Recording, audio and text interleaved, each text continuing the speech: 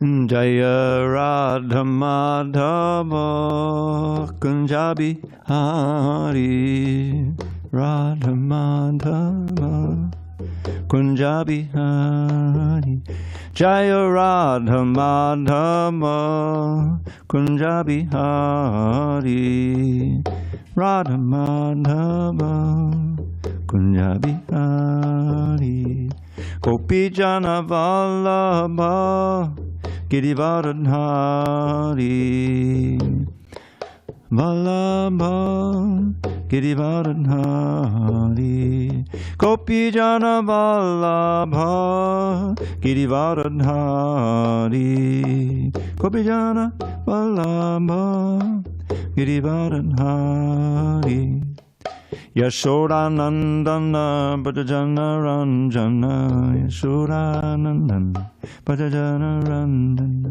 Yashodanandana Bhajana Ranjana Dana Bhajana Ranjana Yamuna Tira Vanachari Tira Vanachari Yamuna Tira Vanachari Tira Vanachari Hare Krishna Krishna Krishna Hare Hare Hare Rama Rama Rama Hare Hare Krishna Hare Krishna Krishna Hare Hare Rama Hare Rama Rama Hare Hare Krishna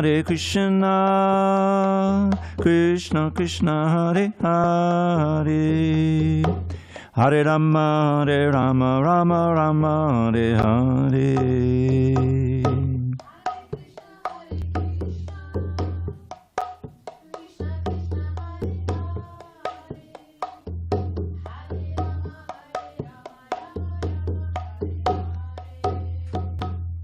Hare Krishna Krishna Krishna Hare Hare Hare Rama Rama Rama Hare Hare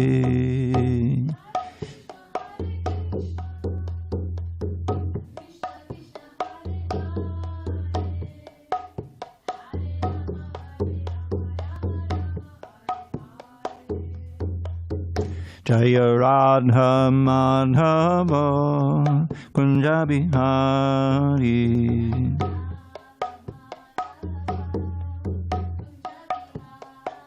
Jaya Radha Madhava Kunja Bihari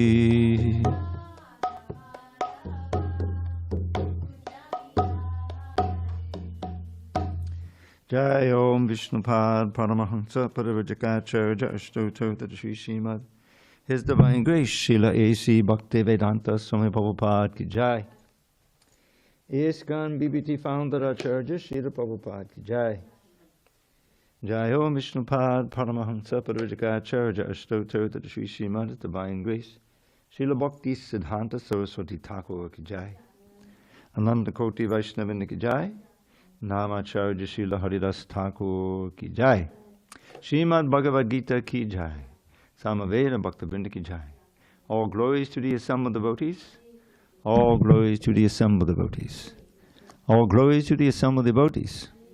All glory to Shri Guru and Gauranga. Okay. Om Namo Bhagavate Vasudevaya.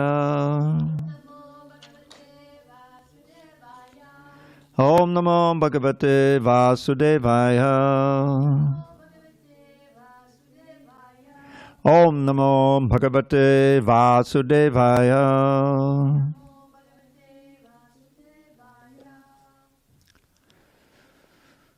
On this 9th day of April 2025 in San Diego, a reading from Srimad Bhagavad Gita as it is, translation and commentary by His Divine Grace A.C. Bhaktivedanta Swami Prabhupada. And we are in Chapter 2 entitled The Contents of the Gita Summarized. text 52 on page 119.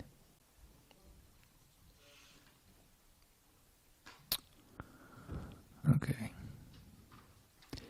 Yada te moha kalilam buddhir vyatitarishyati tada gantasi nirvedam shotavyasya shutasya cha. Yada te moha kalilam buddhir vyatitarishyati tada gantasi nirvedam shotavyasya shutasya cha. Yada te moha kalilam buddhi vyatitarishyati tada gantasi nirvedam shotavyasya shutasya cha. Yada te moha kalilam buddhi vyatitarishyati tada gantasi nirvedam shotavyasya shutasya cha. Go ahead. Yada te moha kalilam buddhi vyatitarishyati tada gantasi nirvedam shotavyasya shutasya cha. Maybe a little early for you to try. You want to try? Yada te moha kalilam buddhi vyatitarishyati tada gantasi nirvedam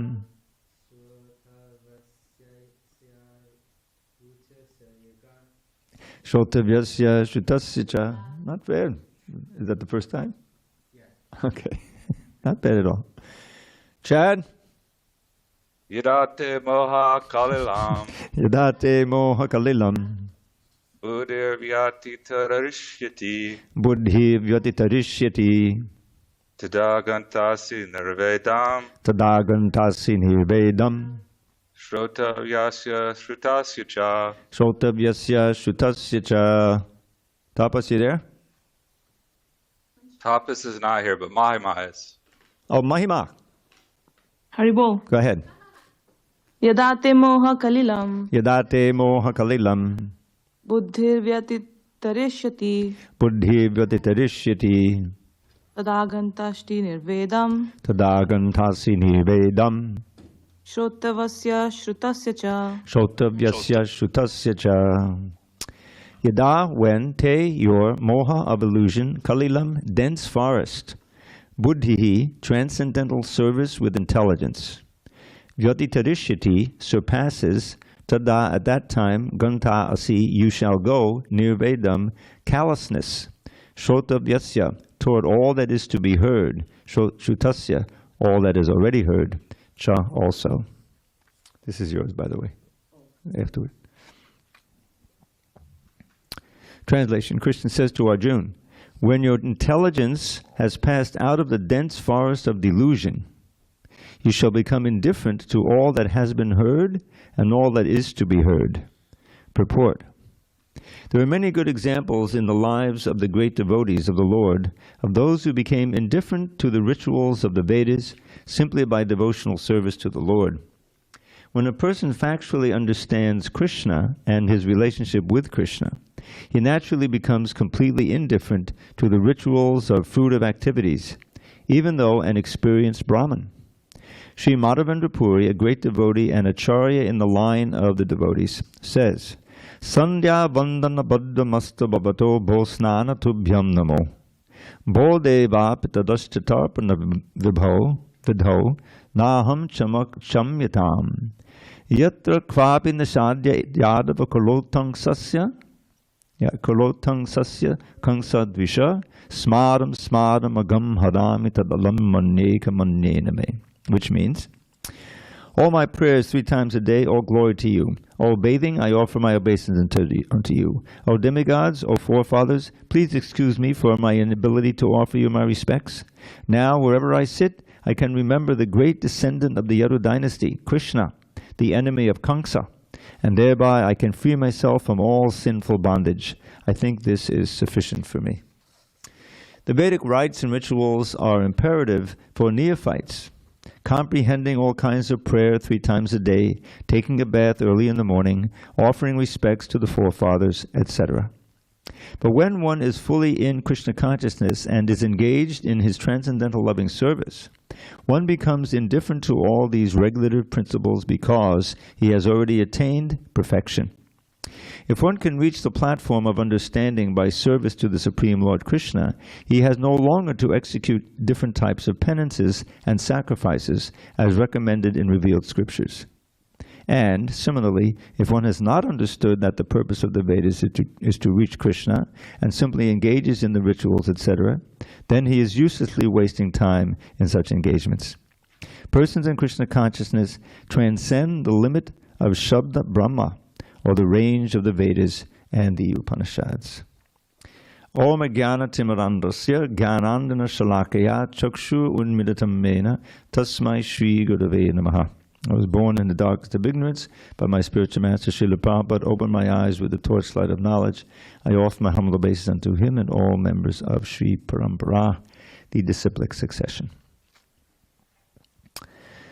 So, what is this dense forest of delusion? Because our intelligence is meant to pass out of it. And that dense forest of delusion is simply begins with the bodily concept of life, in which we identify ourselves as whatever the body is, whatever family we're born into, our race, our gender, our nationality. All of these things define us. These are called upadis, designations. So there's a nice verse about these upadis. It says, Sarvopadi vinimuktam tatpadatvena nirmalam rishikena rishikesha sevanam bhakti uchyate. So when one engages in the service of Krishna, and the name used, he has many names, and this name that you hear is Rishikesh. Rishika is made of 2 words, Rishika Isha. That name appears in the Bhagavad Gita. Rishika Isha means the Lord of the senses. Whose senses? Our senses. These senses are, after all, given to us. We didn't pay for them. We didn't even know what they are. We just take them for granted, right? But they're gifts of Krishna. And the actual best use of the body is not trying to gratify the senses, or to work with the senses to make money to later gratify the senses, but rather to employ the senses in the service of Krishna. And that's what yoga means, connecting them, just like the ears. Now you're not hearing anything except stuff related to Krishna. So your ears are connected to Krishna. They can be connected to millions of other things, right? But those other subjects, however materially interesting or fascinating they may be, is not going to help you in your mission of life. Because we have to remember that understanding who we are, and along with that, what our mission in life is the criterion for whether what we're doing is a waste of time or damaging or prolonging our sentence in this prison. You know, Shiva is famous as his wife has different names, Parvati and like that. But one of the main ones is Durga Devi. Durga simply means a prison. God means to go, Durga means you can't. That place from which you can't go. In other words, a prison. So we can go from here, but not on our own energy. We can't figure out how to get out. We need to learn the art of forming our consciousness in such a way that at the time of death, we'll leave this prison house and go back to the spiritual world. And understanding that and believing it, that's the first step in God realization, is this faith. And how do we get that faith? Well, we associate with the faithful and see what their qualities are. And this was Prabhupada's great gift, one of his great gifts. And that was not only the books, not only the mantra, not only the temples, but his own association. And there's a wonderful purport in the 4th canto. I forget what the verse is about, but the purport is one. And that is that Prabhupada is exalting, according to commentators, the qualities in the voice, in the actual sound of the voice of a realized soul, someone who's God conscious, who's already there, although he may be walking on the earth, a realized soul, an acharya. And he says that voice, those words, it comes in contact with the saffron mercy particles on the lotus feet of Krishna and carries them to whoever hears it. And so we are enjoined not to hear the glories of Krishna from those who are not really devotees.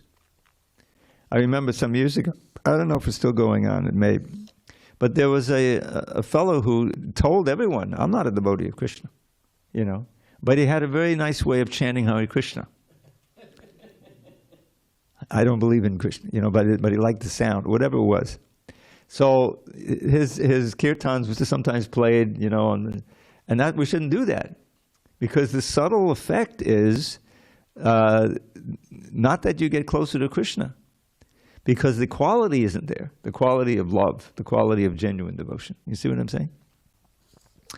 So there's an injunction, I think Sanatana Goswami writes, how's it go? I forget it, but it says one should not hear the sound of Krishna's glories, which are so purifying, but it's just like milk touched by the lips of a serpent.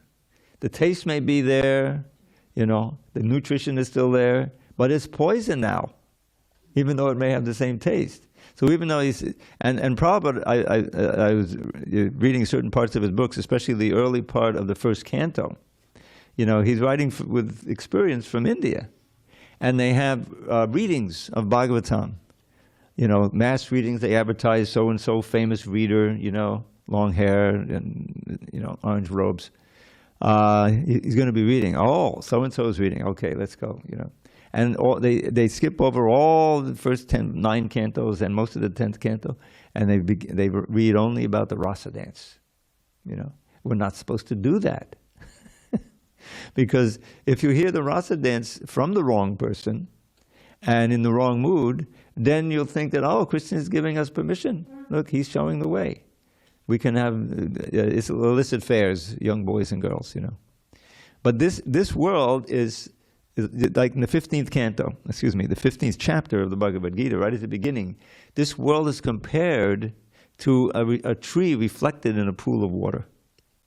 That which is the highest, that's down in the lowest in the reflection, right? And the root is, So what does that mean? It means that the adulterous affairs, which Krishna, if you read the Rasa Dance chapters in the Krishna book, you'll see that he calls the gopis out, famously with that flute, and they're practically involuntarily drawn out to the forest to meet Krishna, who they love already, and he's calling them.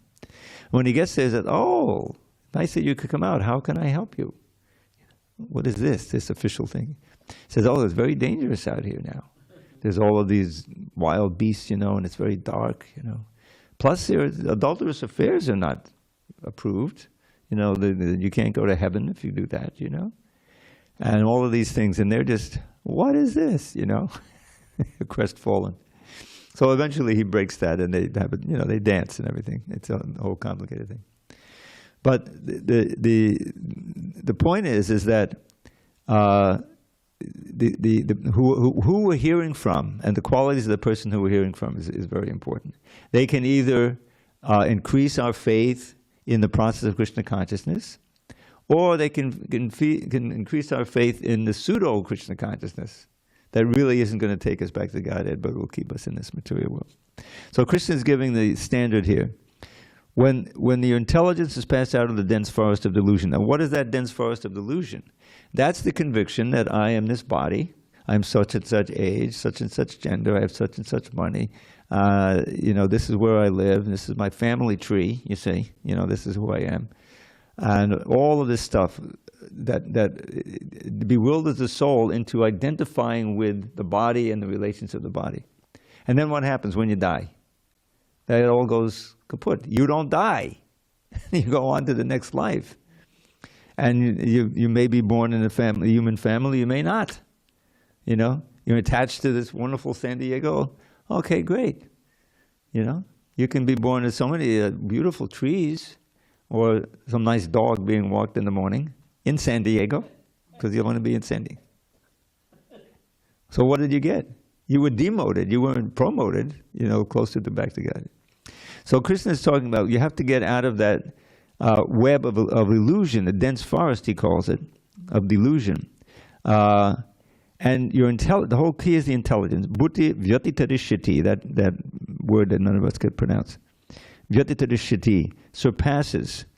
At that time, gantasi nirvedam, one goes, he lives in this world with callousness. In other words, he's no longer attracted to the material things. Even here, and this big verse that's quoted from Madhavendra Puri, even to the rituals in the Vedas that describe how you can go to heaven.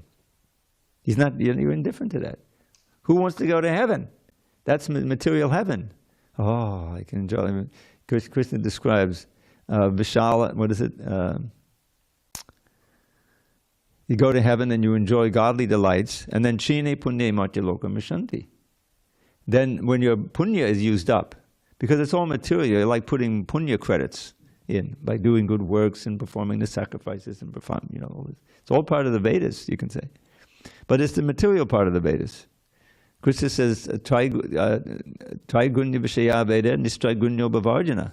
That most of the Vedas, volume-wise, deal with the three modes of nature. They deal with all of these rituals, how you can get a better life in this planet or even go to the higher planets and da-da-da-da. But Vyasadeva was unsatisfied after he wrote all that, because he hadn't sufficiently glorified Krishna, the Supreme Personality of Godhead, the process of devotional service and everything. So he was dissatisfied, and then he wrote the Bhagavatam. So here, that's part of the Moha Kalilam, the forest of illusion, thinking that I can improve my condition. I know that I can't really do much here, but I'll go to Indraloka. Maybe I'll get to Surya Loka. Oh, that's but it's just moha, it's just a forest of delusion. Then one can become nirvedam. Nirveda means callous. None of it is interesting to you. You don't want to be Brahma, and you're even not interested in liberation. You're only interested in drinking the ever-increasingly sweet nectar of service to God, to Krishna, which is our natural position, and which produces happiness that doesn't end and doesn't decrease. It's always increasing. Now that may sound fantastical to us, and it is on a material platform. And that's why having association, even if it's not direct, which is, direct is the best, but even through the media, and we have the audio. Because I'm going to write an offering. They have this book that just for Prabhupada disciples called the Srila Prabhupada Tributes book, and I have to get it in by the 15th. Well, I think I'm going to write about how prescient Prabhupada was and how much he insisted on all his lectures and everything being recorded, because he knew that would be, after he departed. I mean, he came here at 69 in the 70s. He's, and obviously he's not going to stay forever. So not only the books, which also, of course, are most important, they record, but the quality of the voice. There was this lecture he gave, I'm going to maybe mention it, because some of them, there's different, sometimes he's in India, and before they have all the temples, he's lecturing in a courtyard in Vrindavan on nectar devotion. But there's all these sounds outside, the different kirtans passing by and the bullock carts and everything, so it's a little hard to hear. But this one was given, I think, in the LA temple in the early days, which is highly established even in the 70s, late 60s. And it's a verse, a very famous verse. It's the second verse of the 9th chapter.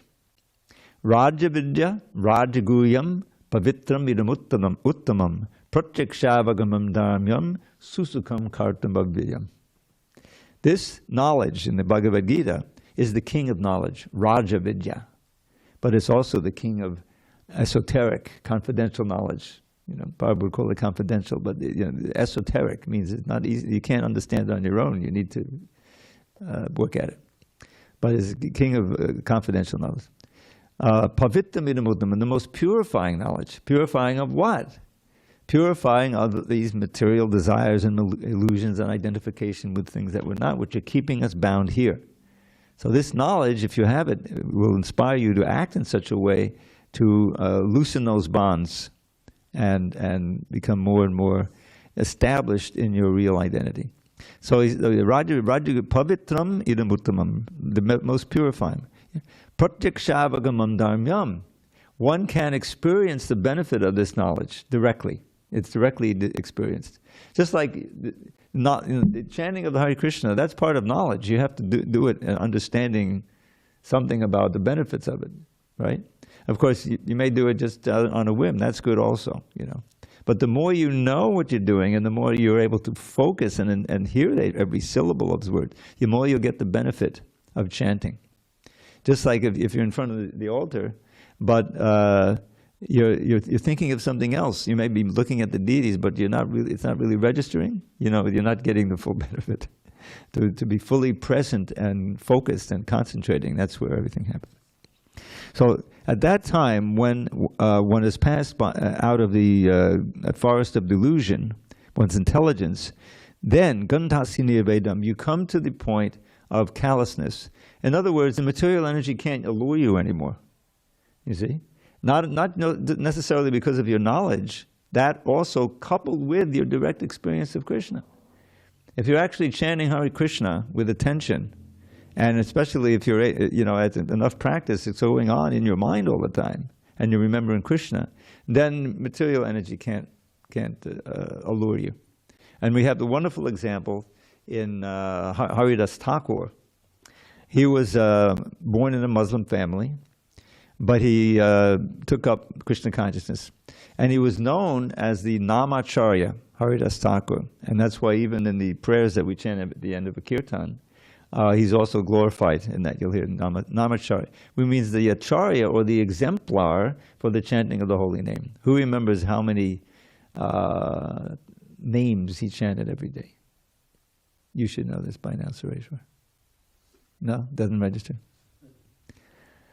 Well, let's put it this way.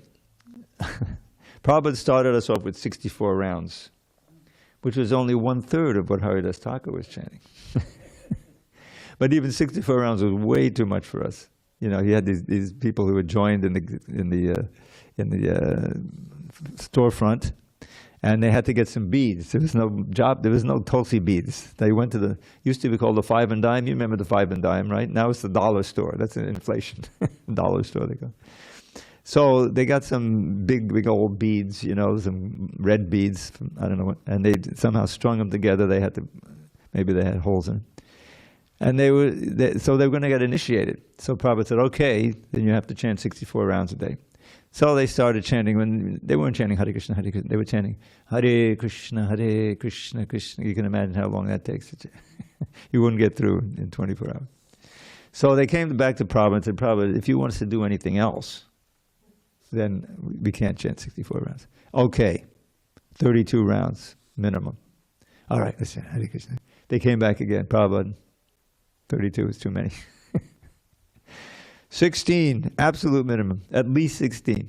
So that was the standard to this day. But the quality of the chanting makes all the difference. If you're actually, hearing every syllable, then you can feel the potency of it tremendously, And the inconceivable thing is that Krishna is present in his name. There's even a verse that says, Binatva nama namino. That's the last line of the verse. Binna means separation.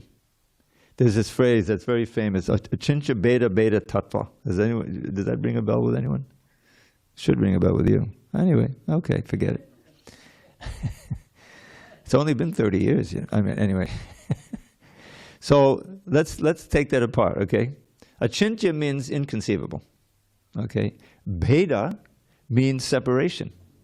Abheda means unity, means identical. So Krishna's name and Krishna himself are achintya beta beta, simultaneously different and the same. And really in this case, it says there's no difference. is that the same potency is there if you let it act on you. You could feel Krishna presence. But the Chincha Beta Beta Tattva refers to the whole universe. Everything we see here, of course this is a temple, it's sacred, it's special. But if you go outside the temple, all of the things that exist there, what is it? Hare Krishna? Okay, now we read the purport though. You're reading the same purport? Okay. But if you're going to read it, you can read it, but try to read it silently. Okay. So, Chincha Beta Beta. So what this verse says, Namachintamani Krishnas. It's so rich. It's 32 syllable verse. You know, like the Namachintamani Krishnas. Chaitanya Rasa Vigraha. Purnak Shuddho Nityamukto Binatval Nama Namino. The holy name of Krishna is like a Chintamani gem. Now, what's the Chintamani? Problem called a touchstone. Actually, we had the touchstone example in the purport. It wasn't called a touchstone. A stone that you rub a gold coin on to see if it's real gold. You know, that's a touchstone. But probably the touchstone, you touch it to something, it becomes gold. Philosopher's stone. He calls it that sometimes. Philosopher's stone. So here it says the holy name is a Chintamani gem. We touch it with our consciousness and our heart turns to gold, you know, metaphorically. It has a potency to transform us for the better, purify, you see. So Nama Chintamani Krishna, Chaitanya Rasa Vigraha, the very form of the rasa, of the relationship of the devotee to Krishna, is there. In other words, it helps to awaken that in us, whatever our rasa is. Purnak Shuddho, it is complete. Don't think that you're missing out anything out on yoga if you just chant Hare Krishna. It's the perfect form of yoga, especially for this age. It's practical, it's accessible to all, and it's extremely potent. So Purnak and Shuddho, very, very pure, the purest, purifying. Nityamo, eternally liberated from the contamination of this world. Why? Abhinatva nama namino. Binna is the same root as beta. So binna means separated.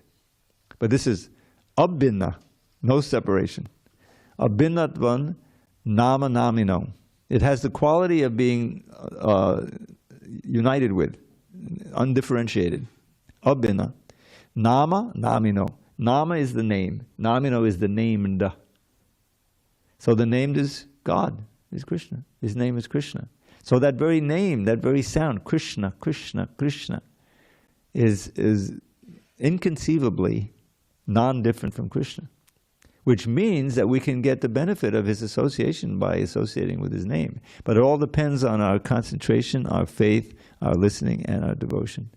But at the beginning, you can do the chant without any of that, and still it'll help it'll purify you. So here he's talking about a purified condition when the intelligence has passed beyond the illusion and you're therefore indifferent to the allurements of this material world. And how important that is, that vairagya. Remember vairagya?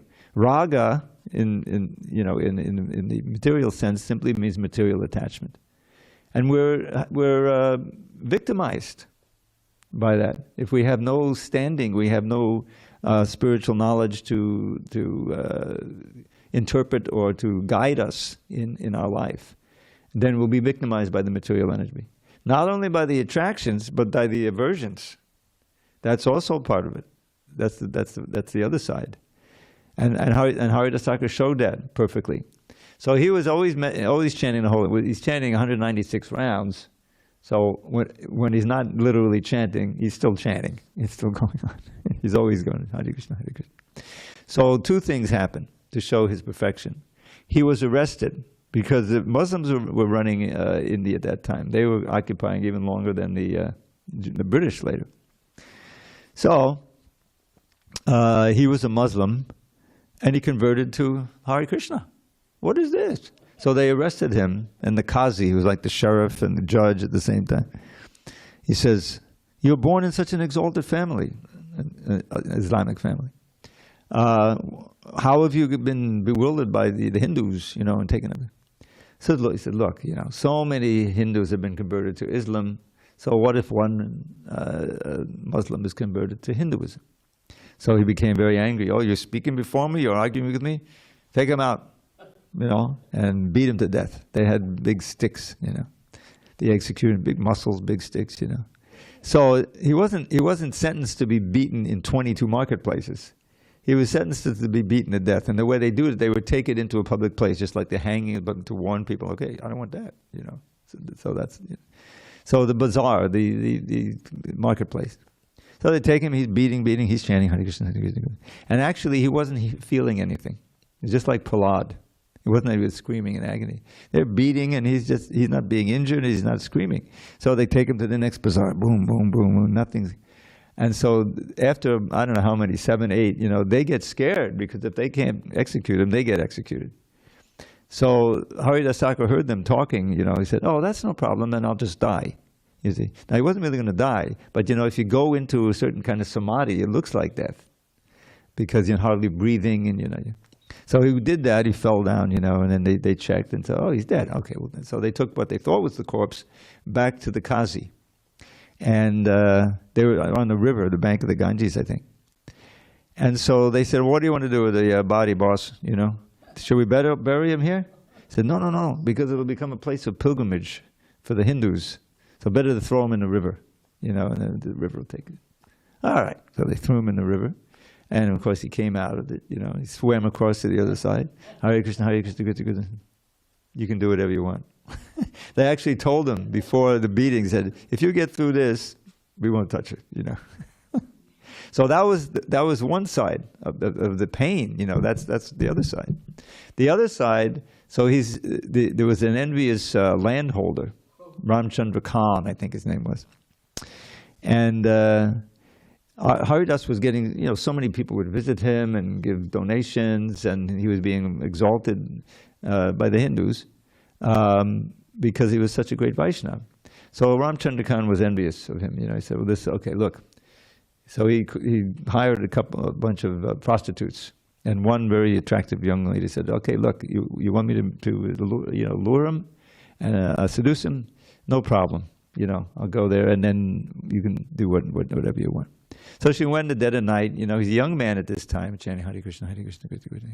And she comes and she starts doing her thing, and and displaying her wares. And Haridas, he said Hare Krishna, Hare Krishna. So she says, I want to be with you. He says, no problem, we're good. Just let me finish my rounds. I've taken a vow to chant 10 million rounds this month. That's like 300,000 a day for 30 days, right? And so I'm almost finished. So you just sit there, I'll be right. Hare Krishna, Hare Krishna, Hare Krishna, Hare Krishna. Eventually the sun comes up, So she was disappointed, and so he apologized. So I'm sorry, I wasn't able to finish, but you just come back, So she went back to Ramchandra Khan. He said, what happened? What happened? And she said, he promised to be with me, but he had to do this thing, with his beads. And so she said, okay, well, you go and then we'll arrest him. No, let me be with him one night, and then next time you can arrest him like that. Okay, so she comes back next night, Hare Krishna, Hare Krishna, Krishna Krishna. And she sits there, and she's waiting. She says, I'm almost done. She says, so just wait. So she's waiting, and then after a while, she's bored, so she starts chanting also. She's a Hindu lady, So she's getting purified. Then she comes back one last night, and again it goes all night. And by this time she's purified, And then she realizes, what's going on, and she offered obeisances, and she apologized. He said that I was hired to do this, please forgive me. And Haridas, I knew all about that. I just stayed here. I would have left the first night. But I stayed here just for your sake, to make you a devotee.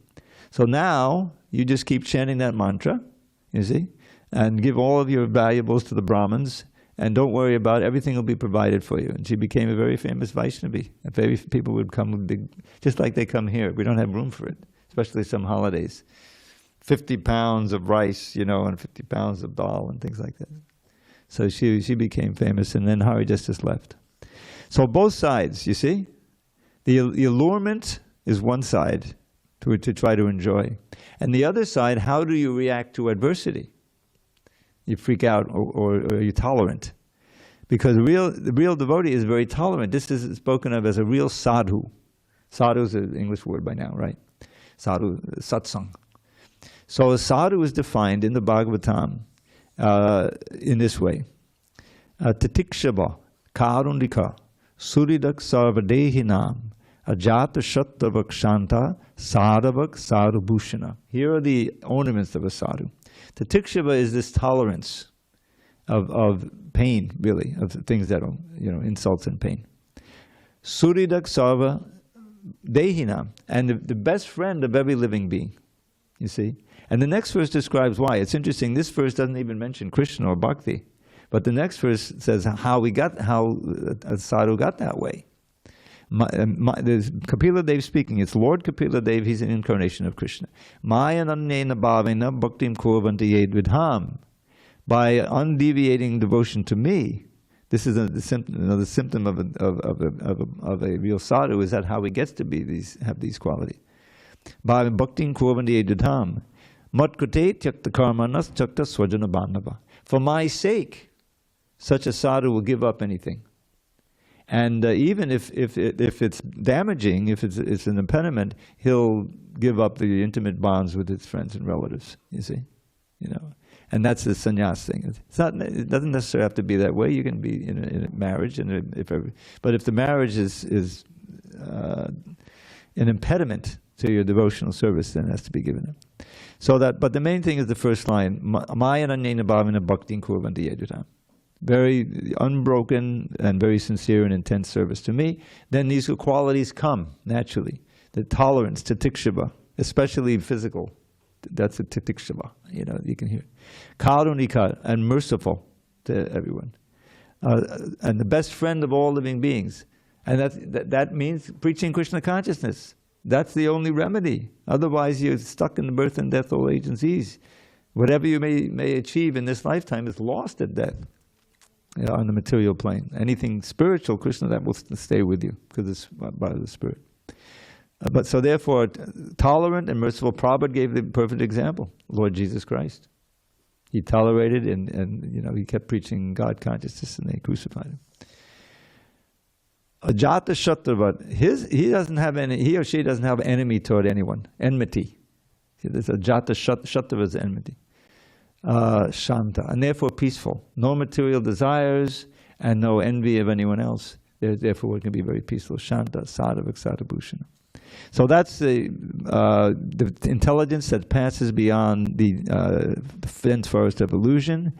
Then one becomes callous to all of the pains and pleasures, and to what has been heard or what hasn't been heard. You're not callous to anything. You want to hear about Krishna, but you don't want to hear all this other stuff, That's so he's describing this case. All right, it's a little late. Should I go on, or do we have questions? Okay. 53. Shruti vipratipannate yada stasati nishchala samadhavachala buddhis tada yogam avapsyasi. Okay, he's continuing the same theme. When your mind, O Arjuna, is no longer disturbed by the flowery language of the Vedas, and when it remains fixed in the trance of self-realization, then you will have attained the divine consciousness. Purport: to say that one is in samadhi is to say that one has fully realized Krishna consciousness. That is, one in full samadhi has realized Brahman, Paramatma, and Bhagavan. The highest perfection of self-realization is to understand that one is eternally the servitor of Krishna, and that one's only business is to discharge one's duties in Krishna consciousness. A Krishna-conscious person or unflinching devotee of the Lord should not be disturbed by the flowery language of the Vedas, nor be engaged in fruitive activities for promotion to the heavenly kingdom. In Krishna consciousness, one comes directly into communion with Krishna, and thus all directions from Krishna may be understood in that transcendental state. One is sure to achieve results by such activities and attain conclusive knowledge. One has only to carry out the orders of Krishna or his representative, the spiritual master. So here Krishna is expanding on the previous verse. all of this flowery language of the Vedas can be very bewildering because it presents all of these wonderful conditions in the heavenly planets that don't pertain here. You live very long, you don't get old, there's all kinds of facility for natural, sense gratification, but sense gratification, it's there. And you can see how alluring that would be if you don't understand the benefits of going back to Godhead, where there's much more pleasure. And it doesn't end. The verse in the 5th chapter, I think it's 21, Bhayasparsheshu asaktatma vindatyatmanayat sukham sab brahma yoga yuktatma sukham akshayam ashnute. We begin with the last line. It's promising sukham akshayam, unbroken happiness. Where do you find that in the material world? You strive and strive and strive in order to buy something you want, or go somewhere you want, or do it. And then maybe you experience it for a short time and then it's over. That's the problem, that it ends, but it leaves a residue. Hare Krishna Prabhu. It leaves a residue of desire to do it again. And that stays with you. The more intense the pleasure, the worse it is for you. Because it plants its desire seed. Hare Krishna Prabhu. Okay, so we're going to have a kirtan in a few minutes, but you're welcome to stay. So, here is Krishna describing that, what is it? Text 53. Your mind is no longer disturbed by the flowery language of the Vedas. What is that flowery language? The description of Indraloka, Nanda, Nakanana, all of these things. You can go there. Just perform this sacrifice, do this, chant these mantras and all that. And it works if you do it right. But it's not a solution to your problem. It's simply a deviation. It keeps you longer in the material world because you can go to the heavenly planets for millions of years, but you come back down again. You haven't really made any progress. Krishna says, what is it? Gītā, going and coming, just going and coming. So we want to go and not come. We want to go back to Godhead for permanent. So to say one is samadhi is to say one is fully realized Krishna consciousness. In full samadhi has realized Brahman. And the remarkable thing is that in the presence of Srila Prabhupada, and I had a great opportunity to see him in person, and had a small amount of interaction with him personally, but I saw him a lot. And that is that you always had this sense that he was connected to Krishna in any circumstance. And he demonstrated how he could stay enlivened in this service, which is very difficult in his age, his waning health. Still, he would go around the world, he would get up in the middle of the night and dictate his books, and he would deal with all the problems, that ISKCON, you can imagine. He got a bunch of Westerners and people not trained, running temples, I remember there was this thing, the devotee in Hawaii, he sold the temple and made off with the money, $40,000. Hare Krishna, what to do, keep going. Anyway, but what was probably, what kept him going? Anyone in that age normally would want to retire, take it easy, spend some time. No. Prabhupada saw that it was working, and he was completely enlivened and blissful. And he gave us confidence that the process was real and that it worked. And we could feel, a change in our lives. That all the confusions and depressions and terrors, all kinds of things were alleviated. Now, it's because of our imperfections, it's not, many of us didn't really come through, the old timers, to be active today. But still, nothing was lost. Because it's spiritual activity, that'll stand in good stead in the next life. All right, one more. So Arjuna asked the question. Sthita pragyasya ka bhasha. Text 54. We're on page 121. I'm sorry, I should have given you the page. Oh, I'm going to wait a minute till this gentleman gets page 121, text 54.